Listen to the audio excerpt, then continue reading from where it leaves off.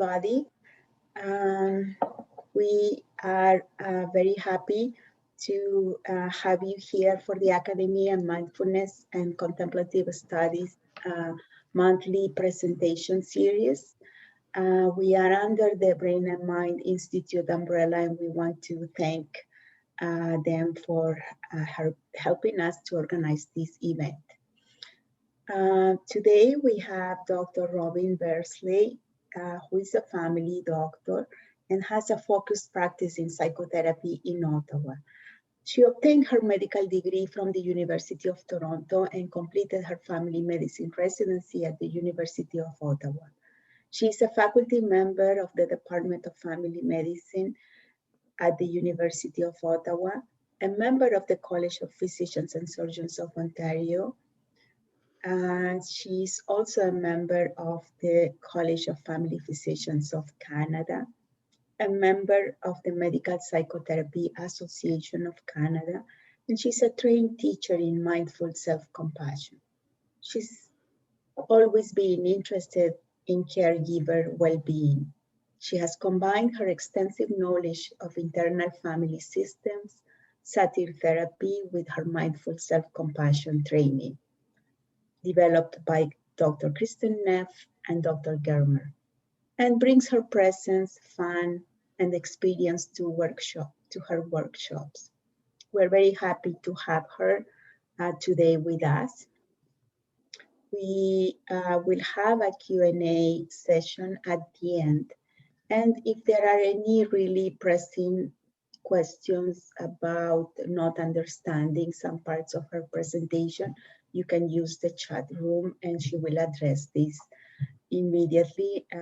But if you have any other questions, please wait until the Q&A. Thank you. Enjoy. Yeah, thank you, Millerey. Diana, did you want to say anything about the Q&A? Oh, hi, everyone. I'm Diana Kosicki. I'm one of the co-founders of the Academy of Mindfulness and Contemplative Studies.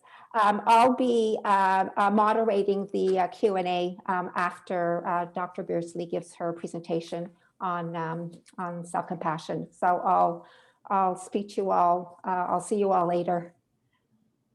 Okay. All right. Well, thank you and welcome. This is it's a pleasure and an honor to be here. It's a little bit strange because I'm used to seeing lots more people, so I know we're on a webinar and can't really see each other. So one of the things that I thought I would ask is you can put in the chat, as long as it's to panelists and all attendees, just put in the chat who's here. So if you're a healthcare worker or a caregiver, or maybe you're part of the faculty, maybe just put it in the chat right now so we can just have a sense of who's here as we get started and see if that works a little bit. Student in counseling, that's great. Counseling psychology, faculty members, students, great, lots of students here, palliative care physician. Okay, they're coming in fast and furious. Physicians, pharmacists, great. Yeah, family caregivers, lovely, lovely. Yeah, stay-at-home mom, counselor. This is wonderful. Social worker, psychiatrists. Okay. Martial art instructor, wonderful. Accountant, great. So lots of different people are here. That's great. And so you can continue to put that in there. It's just really nice for me to connect a little bit, this new way of connecting. Usually I stop and take a look at who's in the audience. So at least I have a bit of a sense of who's here. So tonight, this addressing burnout with self-compassion, I realized after I talked about the title that there's an A and there's a B and there's a C. So maybe what I'll say is, my hope is to bring some awareness to our bodies when we're in stress, to bring some awareness to maybe some of the coping patterns that we take on, and really just to be aware of our nervous system. And then, of course, to bring in this thing about self-compassion, right? So this is something that's really hard. And can we balance between our threat defense system and our social engagement system? So what I'd like to start with is actually to bring us into this moment and transition from our days. I don't know what kind of a day you had. It was pretty busy for me. So I really invite you to find yourself in a comfortable position wherever you are in your space. And perhaps just settling in, making yourself as comfortable as you can. And perhaps looking around the space where you are and just see if you see 5 things. Maybe some are really outstanding to you and some favorite thing. And then perhaps bring your awareness to things that you can touch or feel, any sensations, maybe 4 things. Could be your chair, could be your mug or your shirt. And then I'm going to invite you to drop your gaze, give your eyes a rest from the screen, and just listen and see if there are any sounds where you are. 3 sounds. And one of them might be my voice. And then I invite you to take a breath through your nose and see if there are any smells that you're aware of.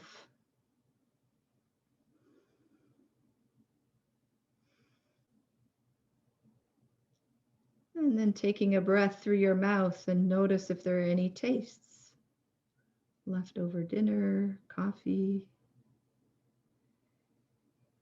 I'm going to invite you to keep your eyes closed or your gaze dropped and just continue to breathe and feel this breath as you breathe in and breathe out. And perhaps doing a prolonged exhalation, just breathing in and taking a longer breath out.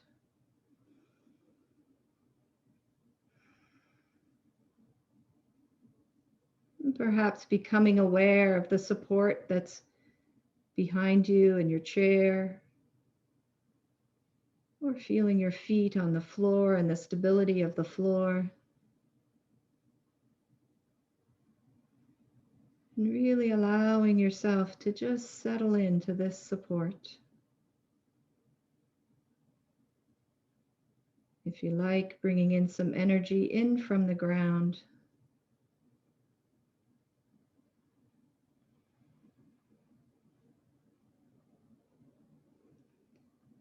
You may notice that there are things taking you away, and perhaps labeling them, or even saying, a part of me is thinking, a part of me is feeling. And see if it's possible to take some space from whatever is taking you away from being right here. And one way to do that is with your breath. Inviting a deeper inhale.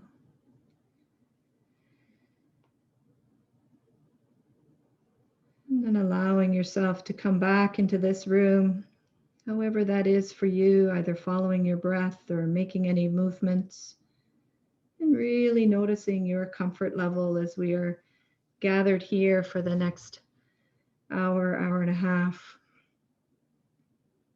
And so welcome once again.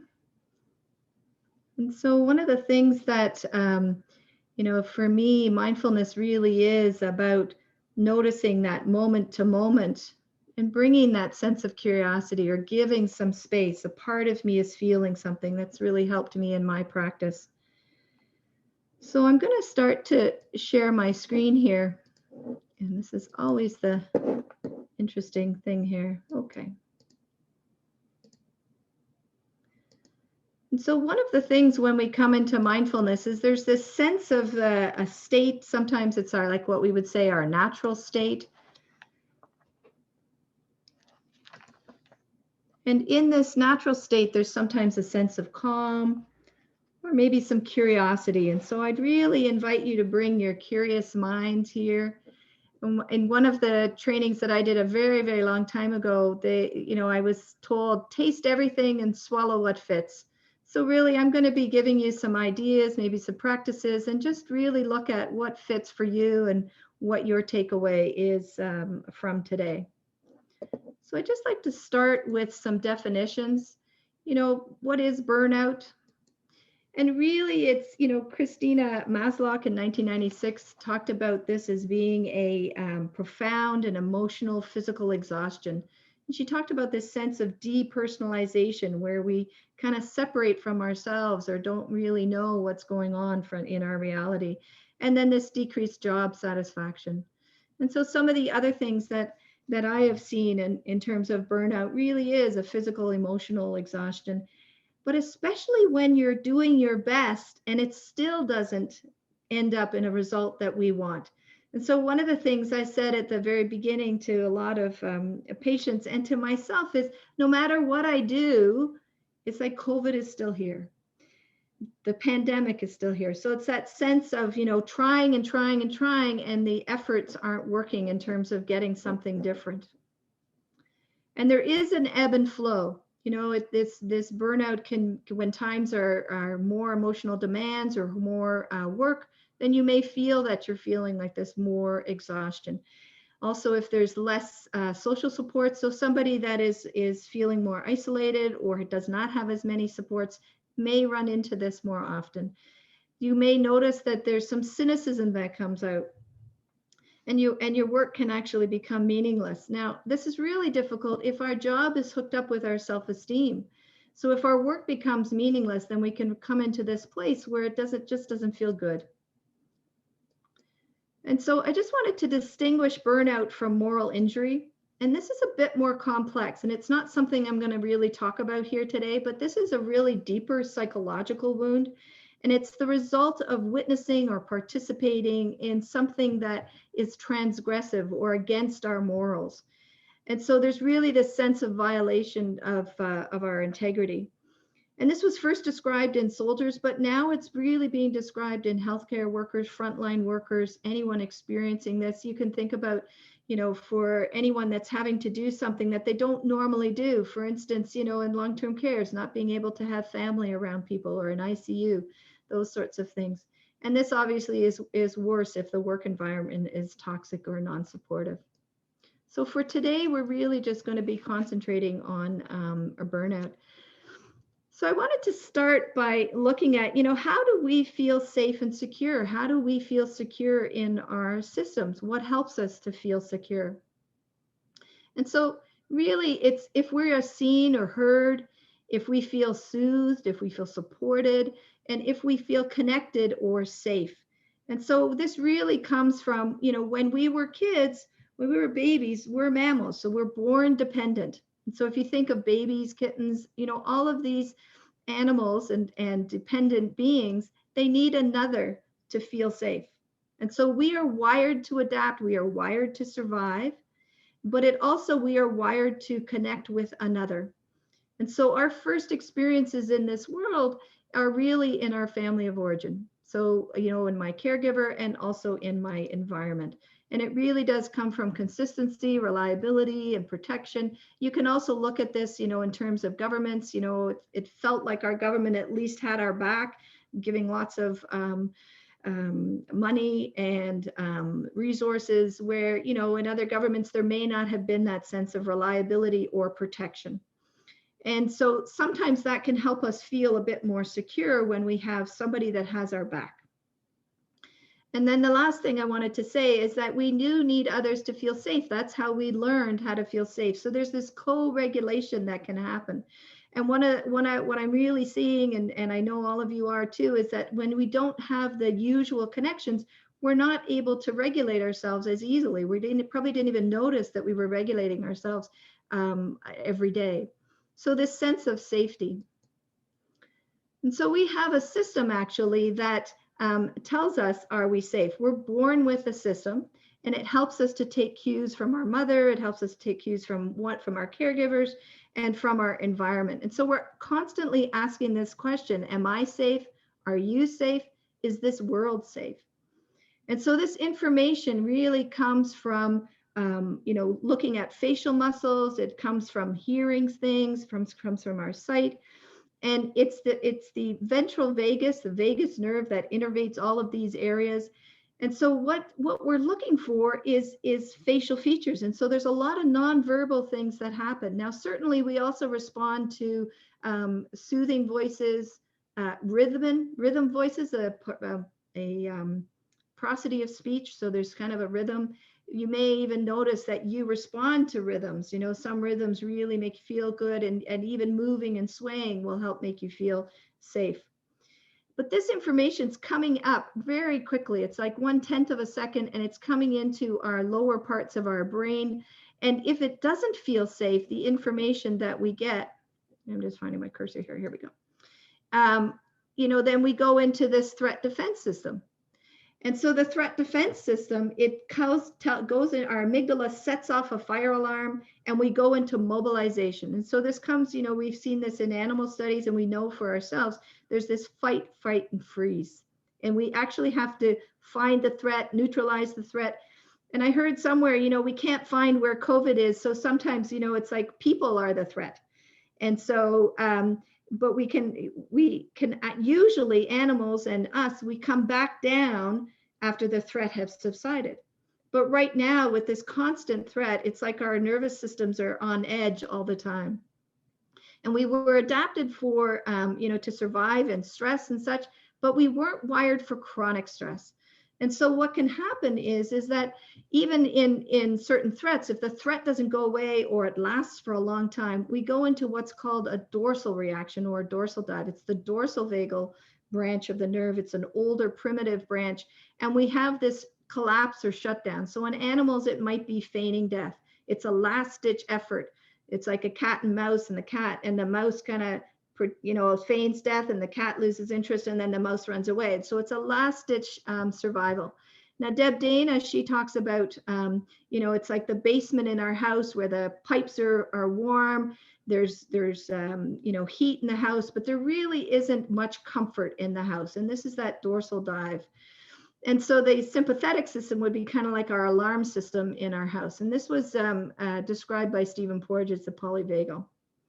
And so one of the things that can happen is that we actually can feel this in our body, this activation that it goes on. And for us, the threats from, you know, the savannah, where there were lots of threats, and then, you know, it would settle down and we could come back and calm. Our threats are more from our perceptions, versus kind of our thoughts. You know, we might think that something is unsafe, and then we have another thought, and that actually can set off our alarm system. You know, if you look around your room right now and just see, you know, am I safe? Is there any real threat? And probably there is not. But often our minds start thinking into the future, and we react to those thoughts, and it sets off our threat defense system. So if we consider looking into our body, this hyperarousal state, the sympathetic state, it's that cortisol that's running through our bodies, getting us ready to fight or to flee. And so it can feel like, you know, this anxious feeling. It can feel, you can have the same feeling when you're ready to fight someone or when you're anxious. The hypoarousal can really feel like you're shut down. It can almost feel, it's like this sense of you're there, but you're not there, foggy, there's a collapse, there's kind of a numb feeling, or it may even feel dissociative, or you might even feel like you're depressed. But really, it's you've just gone into this dorsal dive. And so we do this a lot of the day. We'll go up and down through these different states, and it's an actual physiological state that changes, and sometimes changes out of our awareness. This dorsal dive can be a choiceless. It's like it just happens. I don't know if you've ever fainted, but that's a vasovagal that can happen in this sense here.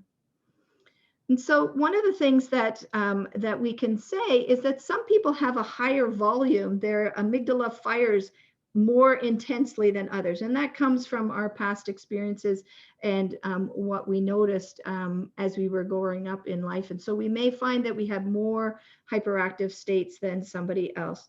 So really, you know, asking yourself, this is something that happens. So rather than saying what's wrong with me when I notice this, but what's happening to me is one way to start considering this. The other thing is how do I relate to this when I notice this?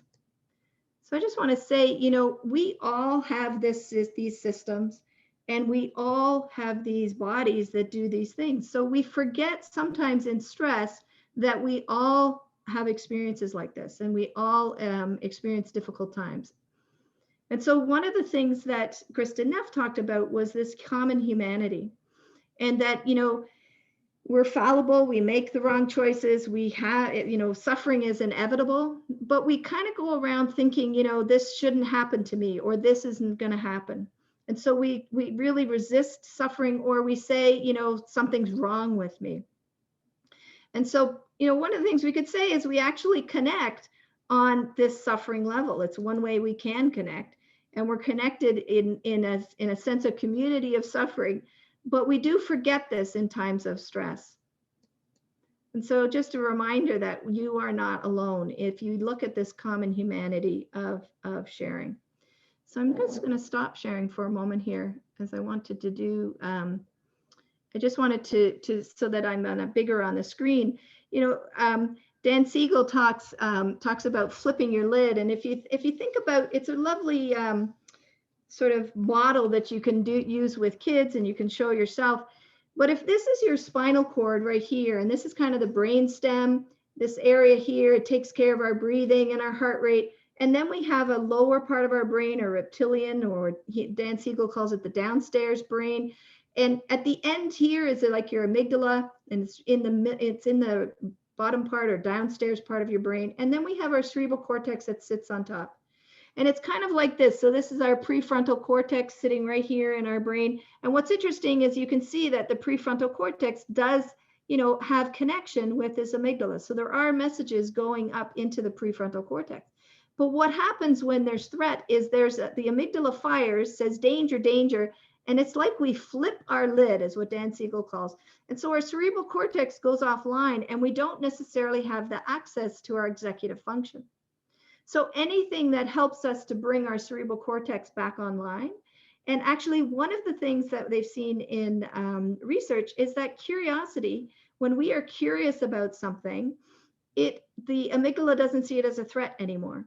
So one of the words or things that you might take away today is, can I be curious, not furious?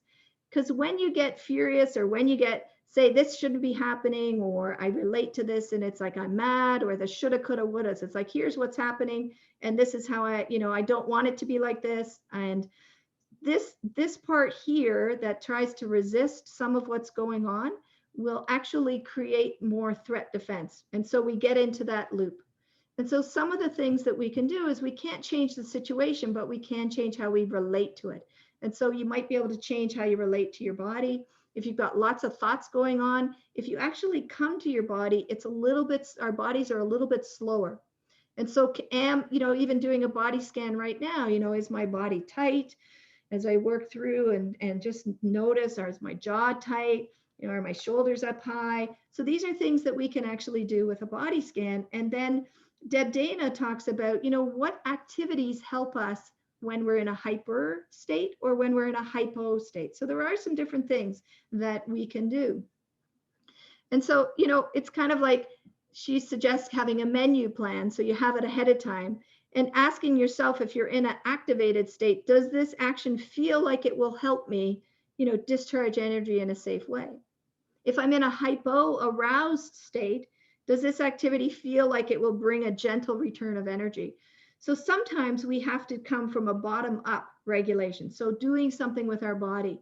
And if you remind yourself that rhythms, we respond to soothing voices or sounds. So music can play a real help in terms of self-regulation. So I wanted to also share a self-compassion practice. And I think it's probably lots of people know about this, but if you can just take a moment, we're going to do something called supportive touch. And so you may find yourself sitting with your hands on your lap already. And through this exercise, just asking some questions. Does this feel pleasant, unpleasant, or I don't feel anything at all? And so I'm going to offer some places where you can touch your body and just see whether it feels supportive or soothing.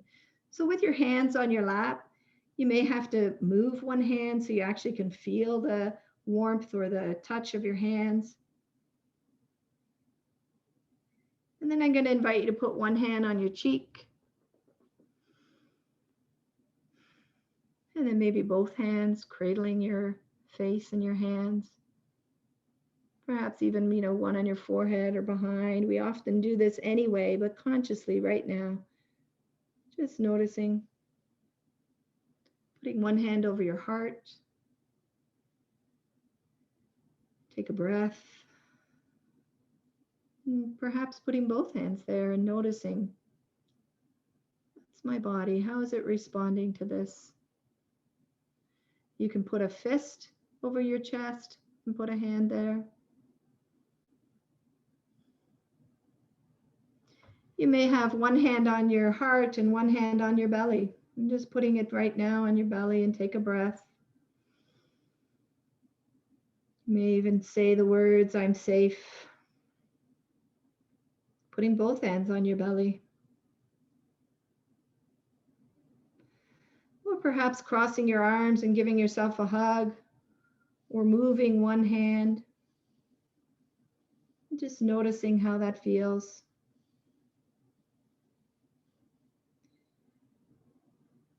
And if you like, perhaps putting one hand in the other and cupping your hand, or maybe clasping your hand, and just allowing your hands to rest, one hand in the other.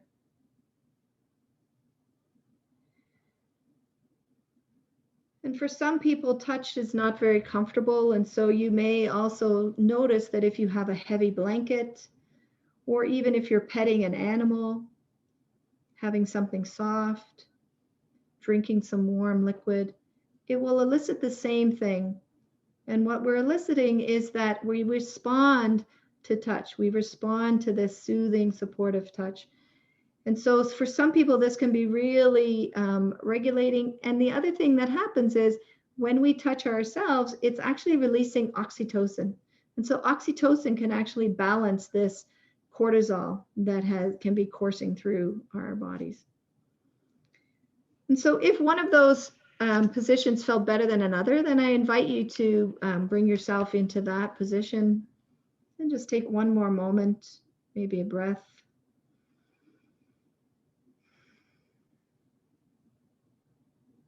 And then ending the exercise and coming back into the room.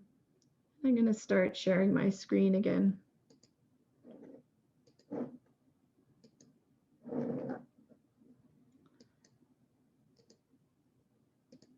And so I'm just going to move through these. And this is that supportive touch practice. And so it really, it engages our social engagement system, this mammalian system that we have. Okay.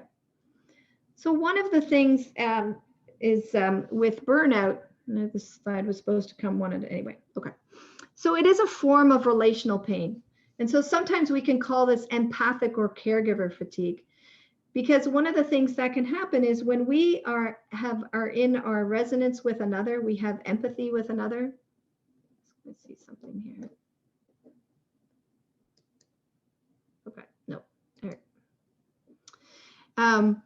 And so when we have empathy for another, we actually resonate with someone. And so one of the things you can also imagine is when you walk into a room and you can sort of have that sense right away, oh, something's going on here. So we have these mirror neurons. We also have this ability to connect and resonate with another.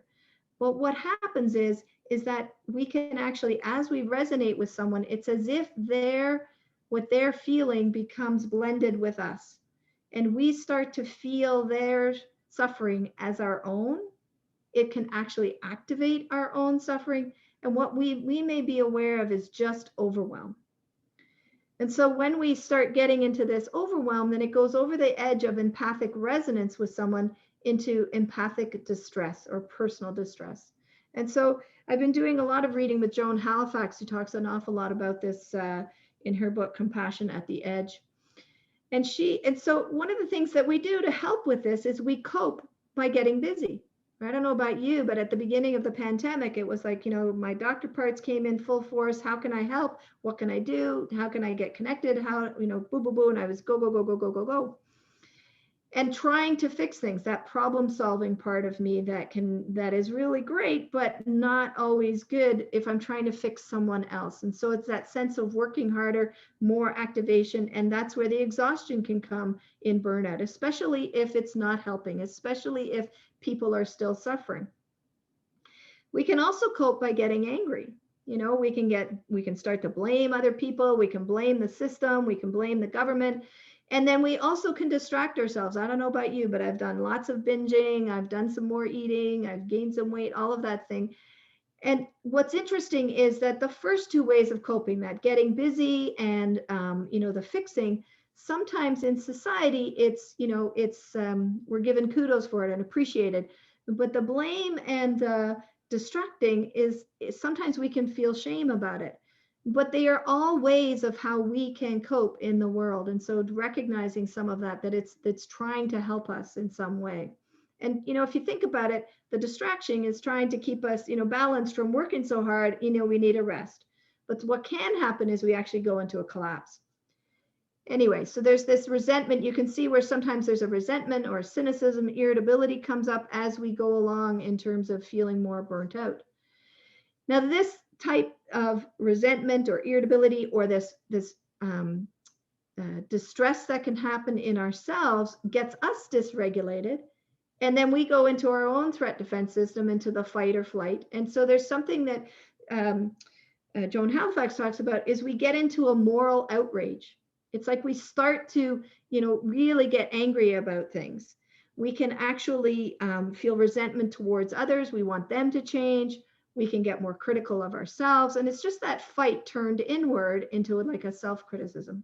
We can also flee. And what that might look like is that we withdraw from situations. So I don't want to talk to anybody anymore. I don't want to look at that email. Or I might compartmentalize my life. And so that helps in the moment. But then when if I look, I also compartmentalize and shut down good things in my life. And so it doesn't feel very good when we do that.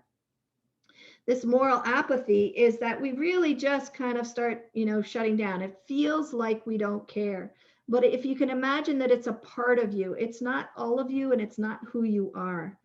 And it's this part that carries this empathy with other, that feels it so deeply, but then can't do anything about it. These are some of the things that can happen. We move into this moral apathy where we just feel numb. It can feel like depression. And there's this kind of sense of depersonalization. And all of that you can see, results in a decreased job satisfaction.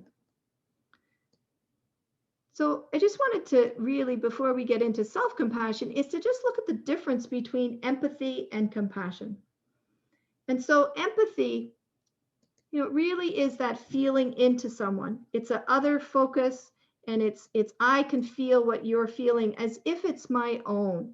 And so there's this vicarious sharing. Even hearing a story about somebody is we can start to feel and notice what's going on. We actually can resonate with stories. There's this attunement with someone else. And as I say, it can lead into empathic distress. And what we tend to do is then we try and manage the other person so that we don't feel so bad, or we try to defend or protect ourselves from this empathic distress. And Joan Halifax says we can be affected or infected by the suffering of another. And this is the term vicarious trauma. It's like, even if you don't experience trauma, but you talk to people about trauma all day long, your brain will start to feel like it's been traumatized. And I would say right now, because this pandemic came too fast, too soon, too much, we are all in some sense of being traumatized. And what the interesting thing is, there's no separation from another. It's like you're blended together. And so there's really no getting away from it. And that's where we start getting into this distress, this empathic distress. So some people, when I first started looking into this, it was called compassion fatigue. And they've changed the term because it's not compassion fatigue, it's empathy fatigue. It's like, I can't do this anymore. And so compassion, on the other hand, is something feeling for or being with another. It definitely includes empathy. And we need empathy for compassion, but it's coupled with a desire to alleviate suffering. It's not about fixing, but it's more about holding something with kindness. It's about being with or witnessing in that moment. And there's a deep intention of where this compassion comes from, to be of benefit to another, to serve. It does require mindfulness. We need to know that we are suffering, or that we need to know that we're separate from someone else. And this responding with goodwill, so responding with loving kindness, so wishing relief and actively showing up for another. I didn't mention this before, but one of the things when we're thinking about kids and we say, we might feeling really bad because we're not spending as much time as we would like. Kids actually, in order to develop secure attachment, need about 30% of a caregiver to be there present. So how am I showing up? Can I show up in loving awareness, being present with compassion? It does require some emotional attunement so that you can be aware. So it does require that. And it does require executive function so that you have the perspective of this isn't me, this is them, this is me, and we have that separation. Now, we can't have that cognitive awareness if we're in the middle when we're dysregulated, which can happen in empathy. Okay. So if you have a piece of paper, or you may want to do a little exercise with me, and this is something that we do in the self-compassion course, and it's called How Do I Treat a Friend? So maybe just take a moment, move yourself if we've been sitting for a little bit now. And I'd like you to imagine a friend of yours has come to you and is suffering in some way. They may have made a mistake or had a misfortune. And just really reflect on, how do I respond? How do I typically respond to this person? What are the words? What do I say? What's the tone of voice?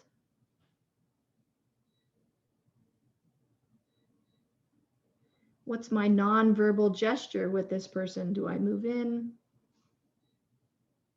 And when you have a sense of that, then write that down, or you can just think about it. But how do I typically respond to a friend?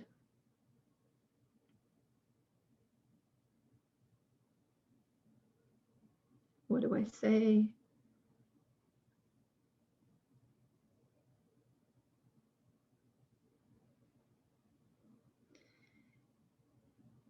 And then I'd like you to take a moment just to go back and just do another piece of reflection here. Maybe take a breath. And I'd like you to think about the last time that you were suffering, or that you had some kind of misfortune or thought that you may have failed at something. How do you typically respond to yourself? What do you say? What's the tone of voice that you say it in? What's the nonverbal gesture? How do you typically respond to yourself? And write that down.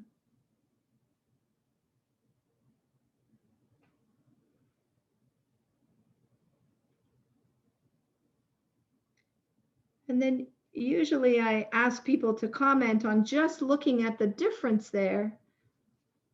And I've done this with many different people in many different ways. And I'll tell you, you may notice that you are kinder to others than you are to yourself.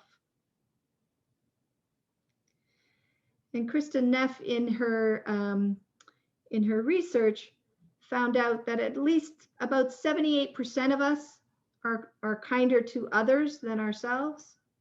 About 6% are kinder to ourselves, and around 16% are about equal. So if you noticed a difference, if you notice that you might be kinder to others than you are to yourself, you're in good company, and reminding yourself about this common humanity. And please don't give yourself a hard time about doing it, just noticing it. This is how it is. This is what so often shows up in these things. So being mindful of how we relate to ourselves is actually the first step of being kind to ourselves, because we may not even know that we are critical of ourselves. And so if I can ask you, for the next little while in this talk, we're going to do a U-turn. And so another definition that Kristen Neff uses is treating, self-compassion is treating ourselves with the same kindness and understanding we would treat a friend in a difficult situation. And so even if you take that away, it's like, if you're in something, how would I treat a friend? And can I say the same thing to myself? So if we look at the core components of self-compassion, Kristen Neff really, she saw in her research, we have to actually be mindful. We actually have to be aware that there's a part of us that is suffering. And so I usually say this, rather than the moment of suffering, it's like a part of me is struggling or suffering. And that helps to give me some space, and it helps to give me a sense of response rather than reactivity to it. Then there's this common humanity that we were speaking about. It's like reminding yourself that this is a human experience. And so I am not alone. And then the third component is, can we turn toward ourselves with kindness? Can we treat ourselves as we might treat a dear friend? So I just want to also talk about this yin and yang of self-compassion. Sometimes the people see compassion as just a comforting, a soothing, validating, kind of a soft energy. And there's actually this holding ourselves in a tender way, or feeling safe and connected while we're doing this. And there's sort of more this comfort and soothing. But there's also this yang side to self-compassion. And it's like this active phase of compassion. There's a protection, there's a validating, motivating ourselves with compassion rather than with criticism. And this can be seen, you can talk about fierce compassion. For me, it's kind of like the mama bear that comes out. It's like, these are boundaries for me. And so it's taking action for ourselves. There's a loving and protection at the same time. And it might even look, something like this. It's like, no, this doesn't fit for me. And this best thing for me is this. And that's that sense of feeling into myself that I deserve these boundaries. And so if we have too much yin, there can be a sense of complacency. And if there's too much yang, there's a sense of being aggressive. So having that balance between the yin and the yang. And sometimes for certain things, we might need more yin, and other times we might need more yang. So just briefly, just talk about, mindfulness and self-compassion are like best friends, is how Chris Germer likes to talk about it. Mindfulness, again, we have to know that something is happening before we can bring compassion. But it's this loving experience maybe, or curious awareness of our experience. So I often do in my classes, it's kind of like, if there's a stick figure of a person and they've got the experience in their hand, it's like mindfulness is being aware of what's there. Whereas in self-compassion, we're really having a loving awareness towards yourself, toward the experiencer. So I am the experiencer having an experience. And so it's like coupled with this wish to alleviate what's going on for me. So what do I know in mindfulness, and what do I need is one of the questions that we would ask in compassion. So sometimes, why don't we do this, right? So these are the things that usually come up in talks when I'm doing it, and if I have a brainstorm about this. So if we take some of this, Kristen's done a lot of research, and it's skyrocketed in the last while. Her website is there if you're interested at all about the research. But if we look at self-pity, that sense of, I don't want to wallow in it if I really pay attention to myself. And so if you have that sense of, here's the experience, and as I bring loving kindness to this experience, and I'm kind of holding me as I'm having this experience, I'm not going to stay in it. I'm going to be able to actually tolerate it and maybe move beyond it. It just helps me to be with it, is if I bring this loving awareness. And so the other thing is, it's weak. But if you look at this yang side of self-compassion, this fierceness, this protection, there was some studies done with soldiers going overseas that the more self-compassionate they were with themselves, the less likely they would develop PTSD. So the more resilient people are. So there's a real strength with self-compassion. And this selfish, if we look at the airplane analogy, is if you're traveling with somebody who's dependent on you, you put your own oxygen mask on first if there's trouble with the oxygen before you treat another. Making excuses, you actually feel better, or you can tolerate that if you've made a mistake. And so people actually are self-compassion often will own up to mistakes, and we can motivate ourselves with compassion rather than criticism. So I'm going to do another exercise here. And this one is, we're really going to actually bring something to mind that you might be struggling with. So I'd really invite you to try this on, but I also want you to look and check in for yourself if you're up for this. I don't know what your day's been like today, and we've been talking for a long time, But maybe just take a couple of breaths and come into this moment. And I'll just help your left brain a little bit. What we're going to do is actively think of something that you might be struggling with. And I would really invite you to choose something on a 3 to 4 out of 10 scale. If you choose something too difficult, you will get overwhelmed and won't be able to do the practice. And so if that happens and you actually move into a 10, then yeah, you know, really just, you can stop the practice. It's up to you. So take a couple of breaths and find yourself maybe in a comfortable position. And as I mentioned, see if you can bring to mind something on a mild to moderate range that you might be suffering with. So this might be, you know, for example, somebody coming into your personal space, they're not physically distant, or maybe, you know, wearing a mask below the nose. It's one of the things that I get really irritated with. You know, whatever it is, someone cut you off in traffic. And notice as soon as you start to feel that situation, allow yourself to feel into it a little bit. As much as you can, whatever you're feeling in your body, if there's any kind of distress or tension. Maybe asking yourself, where do I feel this the most? Just allowing the discomfort to come for a moment. And then saying to yourself, this is a moment of discomfort, of difficulty. Just naming it, turning toward it. Any language that makes sense. For me, I like to say there's a part of me that is struggling. There's a part of me that is thinking. It's not all of me. Other words might be, this is really hard, or this hurts. Seeing if you can become aware of this and validate this. And then remembering our common humanity, connecting with something larger, our shared human experience. Reminding yourself, I am not alone. Difficulties are a part of life.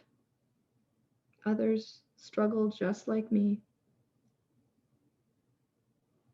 But this is how it feels when someone struggles.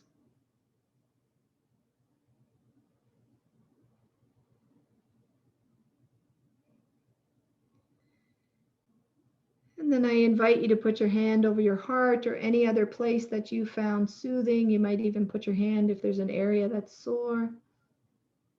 And just noticing that touch of your hand, maybe the warmth or the pressure. Feeling your own presence here, your own touch with you. And saying to yourself something like, may I be kind to myself. May I give myself what I need. What do I need to hear in this moment? I've got your back. See if you can find some words that you may need to hear.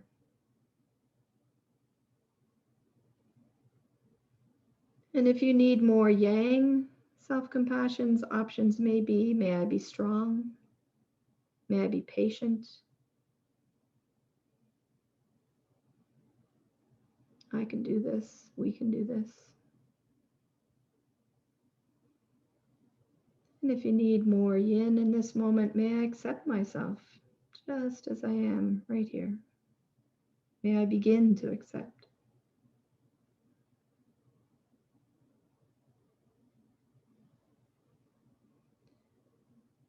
And if you're having difficulty finding the right words,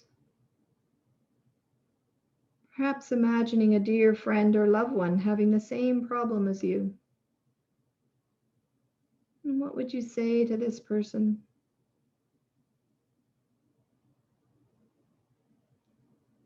What message would you like to deliver?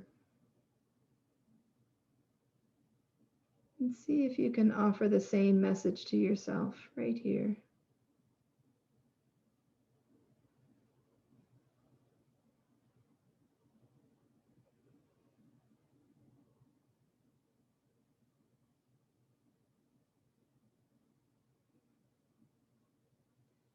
then letting the practice go, allowing yourself to feel whatever you're feeling.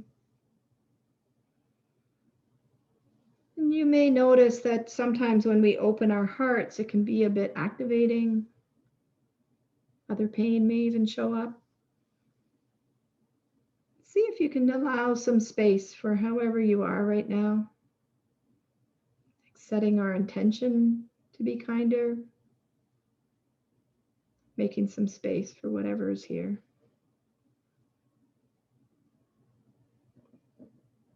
Perhaps wiggling your toes, looking around your room. And this self-compassion break just brings in all three components, that mindfulness, the common humanity, the touch, and the kindness. So one of the things, strong back, can I be supporting myself? I've got this, with an open heart. So as we end, I just wanted to talk on just a little bit about the benefits. Krista Neff talks about by changing the way we relate to ourselves, we can find some stability. And so what I've noticed for myself is that mindfulness right now, there's so much going on that I'm having a harder time being with it, and I have a lot more judgment around it. And so bringing in the self-compassion practices can help in terms of that judgment. We may need to actively validate or soothe ourselves in this moment. And we may be able to see ourselves as being valued and worthy of compassion. And so can I be curious, not furious? And the last thing, may I have a calm inside? So sometimes doing a hand on your heart as you go into a difficult moment that you're going in, it may even help to take a breath, have a hand to your heart, and it may help to regulate yourself a little bit. So strong back, open heart. And so, yeah, thank you for your attention. And I put my website there, but if you have any questions, certainly after this, then you're welcome to email me as well. So I'm going to stop sharing here. Yeah. Okay, well, thank you, Robin, for that excellent presentation and the practice. I'm sure everybody felt it was very useful, especially during this trying time that we're all experiencing. This is the common humanity experience. So the floor is open to questions. And if you have any questions to Dr. Beardsley, if you could just write them down, and then I'll ask the question, and then we'll get Dr. Beardsley to respond. So does anybody have any questions? No open questions. And there's certainly some other practices we can do too if there are no questions. So.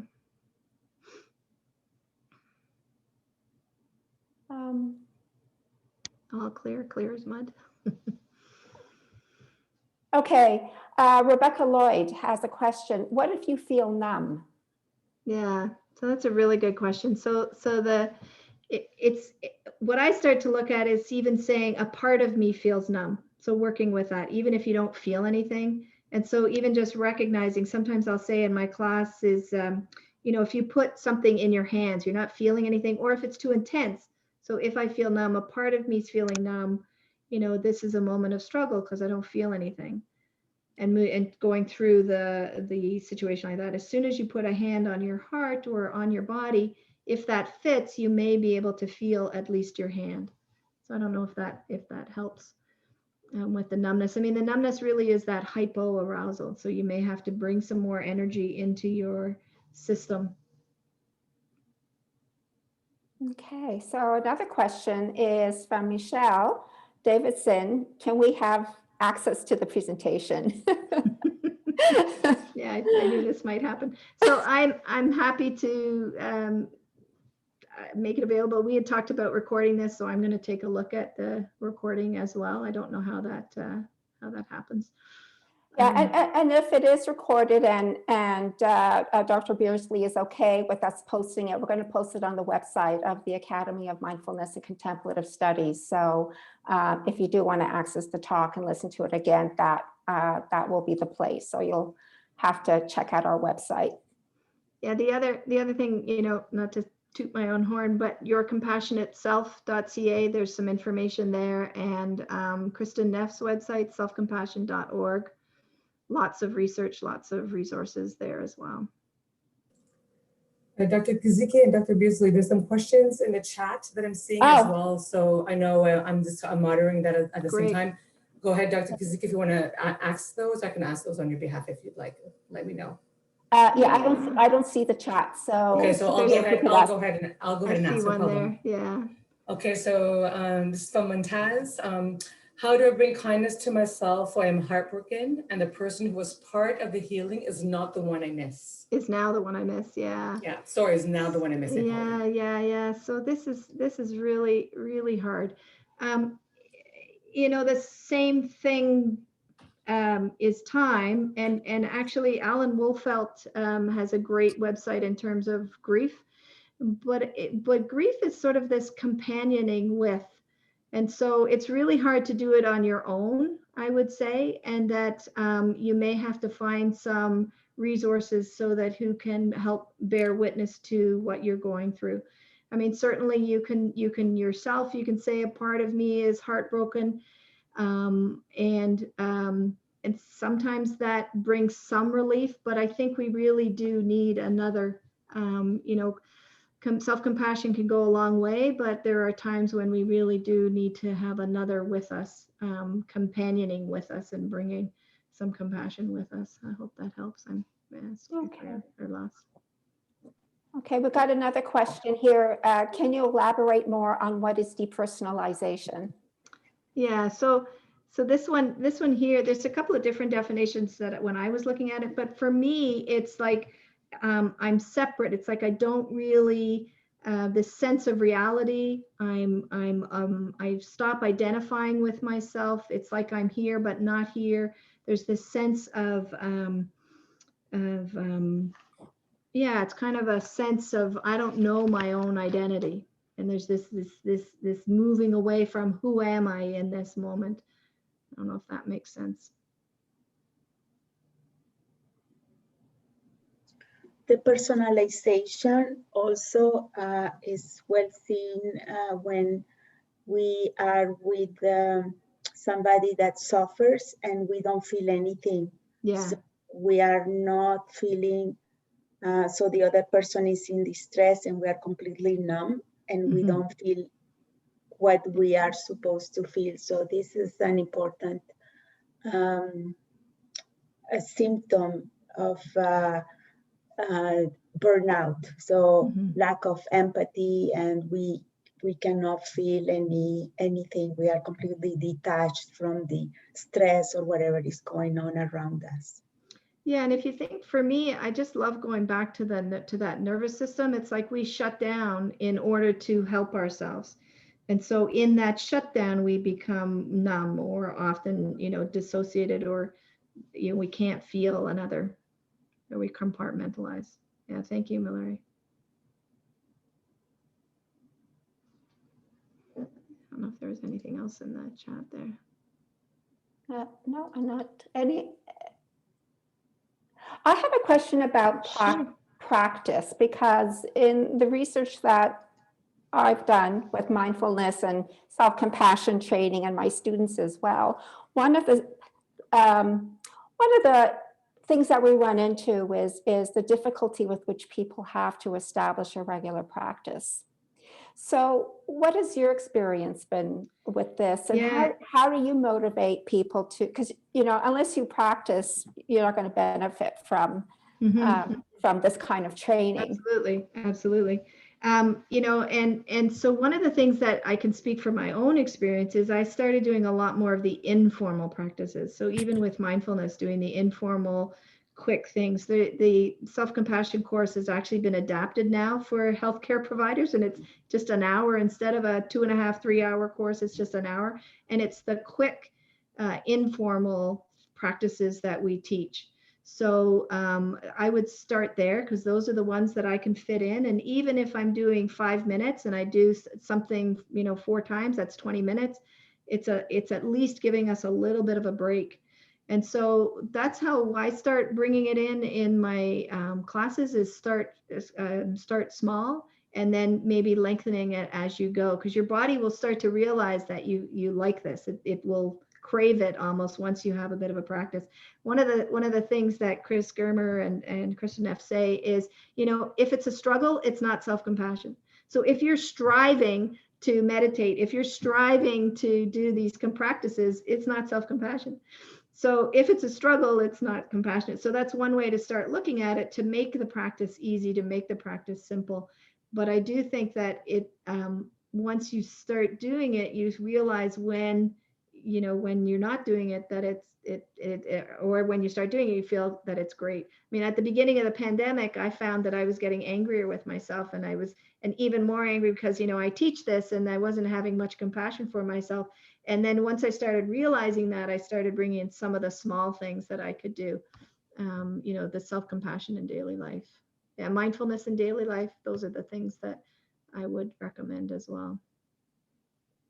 So what would be sort of some examples of self-compassion in daily life that we can practice?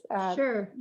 So even if you start thinking about some things that you already do for self-care. So for me, it's like, walking. I love the woods, reading.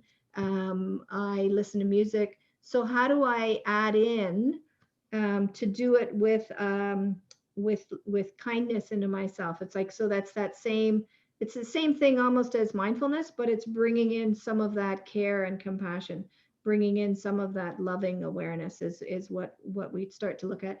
There's also a list of about 8 areas. So, not only just physical area, but nutritional and spiritual and contextual. It's like, how does my office look? Is it in the shape that I want it to be? Is it messy? Those kinds of things. What helps me to feel that in a state of engagement almost. It's like, what brings me into a ventral state? Okay. Somebody here did have a question about, they like the soothing touch, so soothing the heart. So that would be one of the informal practices. Okay. Another one is even that they're now talking, it comes more from a mindfulness, but it's stop, STOP, stop, take a breath, observe, and then proceed. But even when you're taking a breath, it's like, can I be kind to myself in this moment? I do the self-compassion break a lot. It's one of those quick, informal practices. Anything that you're doing already in mindfulness is even just bringing in some kindness in that moment. It's so if you're walking and you're feeling like you're sore, but you really want to go farther, it's like, what's the compassionate thing to do in this moment? And again, if it's a struggle, it's not compassionate. I guess the important thing is that the intention is there. It's the intention. Yeah, absolutely. Yeah, resetting your intention just as we do in mindfulness, and and then opening up space for what's there. Yeah. Okay. Somebody has a question on chat and I can't see it. Natasha, are you able to see that? Yeah, I can see it. I can. Oh, sorry. Okay, go ahead. Go ahead, Mallory. Okay, thank you. So, I can see it too. Yeah. I know. Oh, you can. I can. Yeah. So I know that when I face a person who's not empathetic, that does not seem to be hearing my pain, then I'm triggered and react in a negative or heightened negative fashion. Then I'm likely to get a negative reaction. So then there's a negative spiral. Yeah. So this is one of the things that we talk about is, so when we're resonating with another, but then noticing what's my reaction in this relationship. So can I do a U-turn? Can I actually see what's going on for me in that moment? And I'm just going to read the chat again. So the reaction is, I'm triggered and react in a heightened negative fashion. Okay, so it's kind of like my reaction is defense. So that comes up because of our threat defense. When they're being negative to me or not listening to me, I'm going to be defensive. And then even just validating, if we can slow it down and say, there's a part of me that's really defensive right now. And it might not be in the moment that you can do it, but it might be when you leave, sometimes when things go like this, is you may have to say, we need to stop now. But when you leave, it's then doing that U-turn. What's going on? There's a part, and you might even find it activated in your system. And there's a part of me that's activated. And so bringing the self-compassion break to that, we do some work on, validating anger and then going down deeper and seeing what's underneath the anger. And yeah, it's a practice for sure. I could say I still get reactive. It's not like because I do this, I don't get reactive.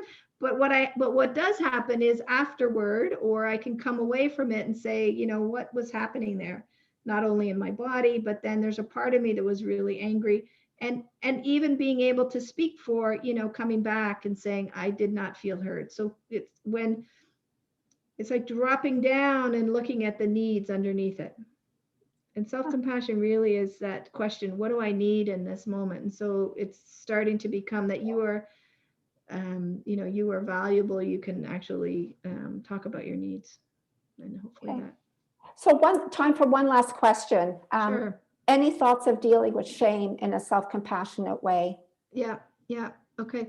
So shame, what we really talk about is that, so if you think about shame, you go into the body reaction of shame is kind of pulled in, and you're tucked in, and you want to be invisible. And so the hardest thing about shame is we actually criticize ourselves for it.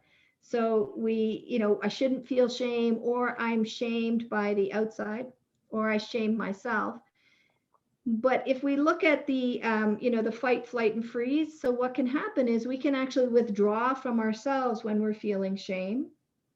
And we can actually get stuck in the rumination of it and just be in the shame. So one of the things that we can talk about is that shame is a natural emotion, right? And the hardest thing about shame is we feel like we're the only ones. So the common humanity practice of mindful self-compassion, it's like that sense of, I'm not the only one that feels shame. Anybody in this situation would feel shame. We spend a whole session talking about it. I like to think of shame as the flip side of I wish to be loved. So we all wish to be loved, and we will all have some kind form of shame. And so that sense that it's a natural emotion or an innocent emotion, it's what's more difficult is when there's toxic shame, and if it's repeated again and again. But really the biggest thing is to recognize a part of me has shame. It's not all of me, but it's so hard because it's right at your core. So there's no experiencer. It's like it's just all experience. So you're blended. And so that practice of, of separating it and noticing the core belief around it and having compassion that you have a core belief of shame. That's a quick version of it, but yeah, it really does make a difference.